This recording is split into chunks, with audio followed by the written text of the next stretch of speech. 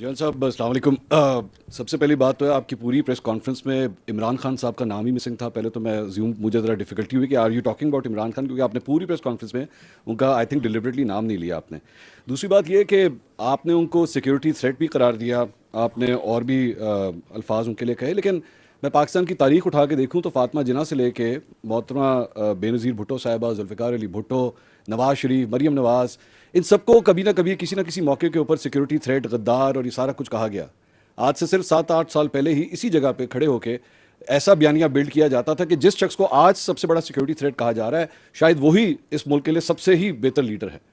تو آپ کی آج کی اس پریس کانفرنس میں یا آج کے اس بیانیے میں ہم کس طرح یہ کہہ سکتے ہیں کہ ریاست نے شاید اب یہ فیصلہ کر لیا ہے کہ جناب نو مور، یا پھر آج سے 5 سال کے بعد یا 8 سال کے بعد history will repeat it self and سے کہ نہیں جی بیک ان 2025 وہ جو پریس کانفرنس ہوئی تھی وہ غلط ہی، is not a security threat. جی ٹھیک، تھینک یو. دیکھیں میں تھوڑا سا اگر آپ الاؤ کریں I will back to differ a little bit. I don't think کہ اگر آپ پاکستان کی تاریخ کو آبجیکٹیولی دیکھیں کہ اتنے واضح طریقے سے کبھی پاکستان کی فوج نے کسی شخص کے بارے میں یہ بیانیہ رکھا ہو اسی پوڈیم پہ.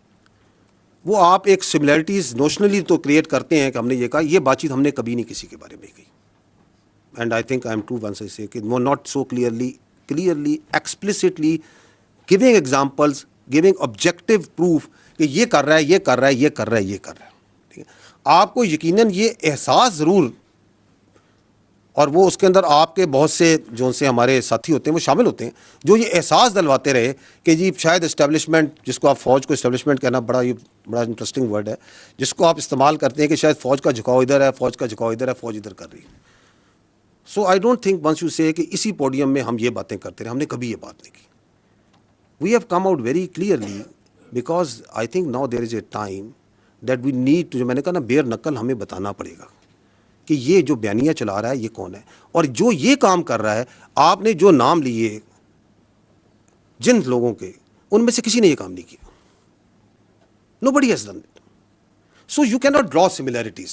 ہمیں بہت اسپیسیفکلی سمجھ کے ساتھ اس چیز کو سمجھنا پڑے گا، کیونکہ جب ہم جنرلائز کرتے ہیں تو آپ اس قوم کے ملک کو بتاتے ہیں کہ پہلے بھی یہ کر دے رہے، آگے بھی یہ کریں گے. No, we have not done this before and we will not do it again. ٹھیک.